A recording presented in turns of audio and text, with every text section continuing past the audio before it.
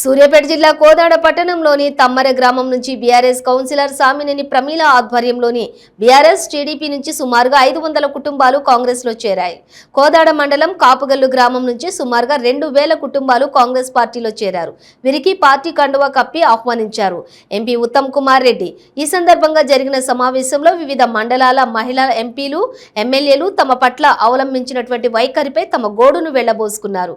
అనంతరం ఎంపీ ఉత్తమ్ కుమార్ మాట్లాడుతూ కాంగ్రెస్ పార్టీ గెలిచిన వెంటనే కోదాడకు రైల్వే లైన్ తీసుకొస్తామని మాట ఇస్తున్నానని, హైదరాబాద్ నుండి విజయవాడకు 4 లైన్ల రహదారిని 6 లైన్ల రహదారిగా మారుస్తామని హామీ ఇచ్చారు.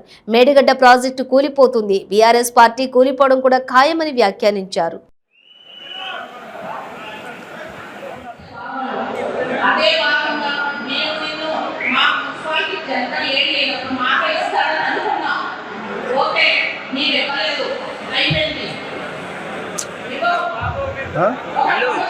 కుర్చీలో కూర్చోబోతా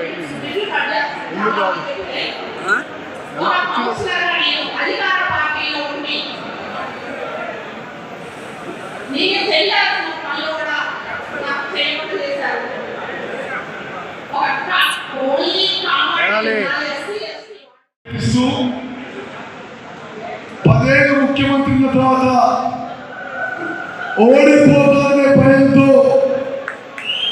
ఓటమి భయంతో అబద్ధాలు మాట్లాడుతున్నాడు.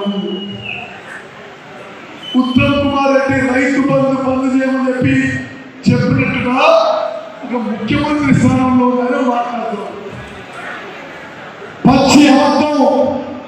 ఏనాడు రైతు బంధు ఆపేమని చెప్పి నేను కానీ కాంగ్రెస్ లో ఎవరు చెప్పలేదు.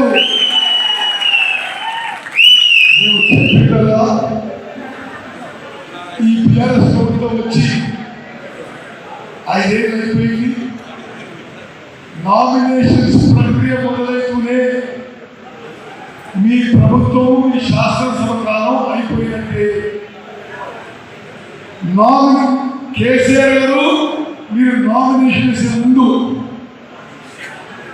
రైతులకి 1,00,000 రూపాయలు రుణమాఫీ పూర్తి చేయండి, రైతు బంధు ఇవ్వండి, దళిత బంధు ఇవ్వండి, బీసీ బంధు ఇవ్వండి, ముస్లిం సబ్సిడీ ఇవ్వండి, గృహలక్ష్మి ఇవ్వండి, మీ కాలం అయిపోయింది అని చెప్పి నామినేషన్స్ ముందు దీనికి పైసలు విడుదల మేము చెప్తే మేము పథకం ఆపుకున్నట్టు అబద్ధాలు మాట్లాడుతున్నాం.